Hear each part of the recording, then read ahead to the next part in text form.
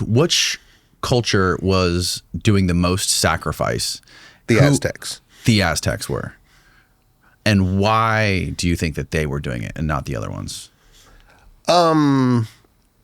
It was part of their religion. They, unlike their neighbors, decided to follow the war god. That was their patron deity of the Mexica people.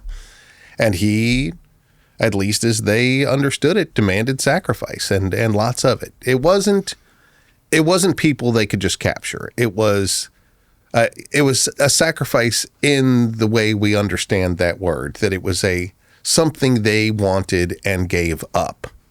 So it was capturing in battle. They would ritually, instead of kill each other on the field of battle like would happen in Europe, they'd try not to kill them, but wound them enough where they could haul them back to their city and sacrifice them. Both sides were doing it. So there was nobody left on the battlefield. They were either dead or dragged off. Sounds a lot worse. It does sound worse. Yeah. But that was somebody who was a proud and dangerous warrior who was, a human of quality that they took out. The other category was children, which is horrible to our eyes. But, if you're to sacrifice something you really value and care about, and it's the category's people, who's the most austere sacrifice? It's kids. Yeah. And it sounds real barbaric, but I'm pretty sure there's a line in the Christian Bible that Yahweh asks the same thing out of somebody. Mm-hmm. Says, sacrifice your son for me. And he's about to do it. Who's that? I'm a terrible Christian. His name's Abraham. Abraham and Isaac. Yeah. And then he was like, oh, just kidding. Trickster God. Yeah. But, Christianity also has at least a moment where God says, prove it. Yeah. And prove it by killing your child. This is a sacrifice you will make to me. There's also this happens in Mesoamerica where maybe not necessarily a child, but a young person, somebody who's maybe highly valuable, maybe part of a dynastic family, probably not the prince, but maybe one of the cousins or something, would be chosen, and then he would basically be pampered for an entire year, and he would be taught music and astronomy and science, and you build this into a very well-rounded person, and maybe say he's 18 years old, he probably gets maybe I'm just kind of spitballing, but I'm just saying maybe he gets the girls, whatever girls he wants. No, he did. They had whole harem. Yeah, so he gets everything that he wants. He gets all the food that he wants, but 365 days he will be sacrificed, and it's basically like fattening the pig, right, for slaughter. And he has to walk up, no crying, no getting dragged up there. You get chosen as a young man, and they know and given knows about every it from the benefit in life, and trained. So where this is a person who is trained for leading us all, but then they walk up. This is an Aztec tradition where that person walks up and willingly sacrifices himself for the community. Self-sacrifice. Well, they kill him, but he doesn't get dragged to the stone. He walks up and lays down on it. Will you go into gory detail about how they killed him? Yeah, can you do that? How specifically? Heart extraction is what they love to do. They love to do that, and they had these. Is that the only way? There was head chopping off too, but the Aztecs loved. The Maya actually didn't do this heart extraction thing as much until they got more influenced by the people of central Mexico. Yeah. Okay. It's the classic period. You really can't find much in the way of Maya sacrificing each other at all, except in the limited context of wars. There's a panel in Bonampak that shows a war and people getting captured, and then back home, there's a head laying on one of the staircases. There's a guy who has his fingernails ripped out. Yeah. And they're bringing people to be sacrificed.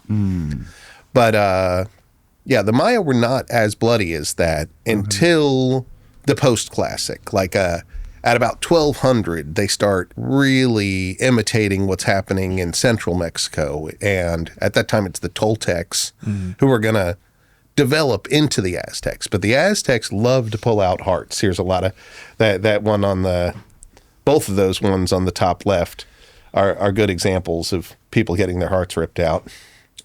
So Look they at would them holding it up. So they would, and some of these images, you see all 4 ventricles. They know exactly what a heart looks like. Wow, It's amazing. So the person would walk up to the top of the pyramid by themselves without having to be escorted. In this one particular context, that guy who would be cultivated for this moment. Mm-hmm. Otherwise, they were just people that they captured in battle. But they would always just, again and again, you see them rip out the heart. And there was some sort of way, somebody just criticized me that I don't know the anatomy well enough, which is true. But what they do is somehow, with those big, thick obsidian blades that are super sharp, they would break the rib cage and push down on one part and pull up on another part so they could then reach in and grab the still beating heart and rip it out. Any anesthesia? Nope.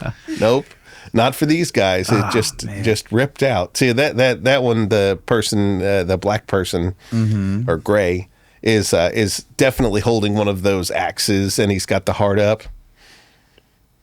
And look, there's even a god going, yeah, give me more. Oh, the god is eating the heart. That's the death god, but he's not the war god. He's not the war god.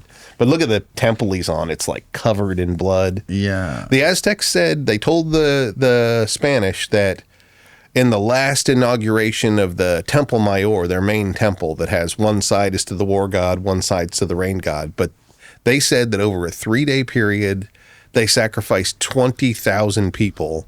And that at some point during the ceremony, the priests were ankle deep in blood on top of the temple. That it was just a river of blood. And all these people were alive when they sacrificed. Yep. And they also did, they had a ritual calendar where sacrifices occurred in some of the months. And then there were these battles. Actually, the Aztec Empire grew so big that it was a pain in the butt to get to the edge of the empire to actually fight people who weren't part of the empire. So they kind of kicked out this group called the Tlaxcalans that live in between Mexico City and Veracruz. What is this? And they would just go every year to fake war with them and capture them. And they could legitimately say, oh, these are not us. These are our enemies because we've never made peace with them. And so when Cortez showed up, it was the Tlaxcalans who were raised their hand. You're like, yeah, we'll fight the Aztecs with you. We hate those guys because they were just their sheep for this sort of activity. Did you do the math, Steve? Yeah. So that's 6,666 people a day.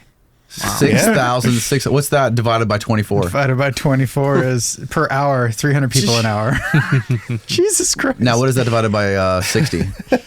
Divided by 60. 5 people a minute. 5 people a night. That's doable. That's doable, especially with the quick. If you had break, a couple people pull doing up, it, rip out, drop them, get a next one up here. Yeah, especially if you had a couple people doing the cutting or doing the extractions, you could probably. Now this is what the Aztecs told. I think initially Cortez, and I think that was also echoed in Sahagun's very good ethnography. He was there. The next generation in what the Aztec capital became, Mexico City. And he wouldn't put anything in his book that he couldn't verify from 3 independent sources. So he's a really good source. I love what a good investigative reporter he was. Right. But it is possible, A, that the Aztecs were exaggerating to Cortez to impress him. Or B, Cortez was exaggerating to Spain to validate destroying the empire. And these are nettling questions we may never answer.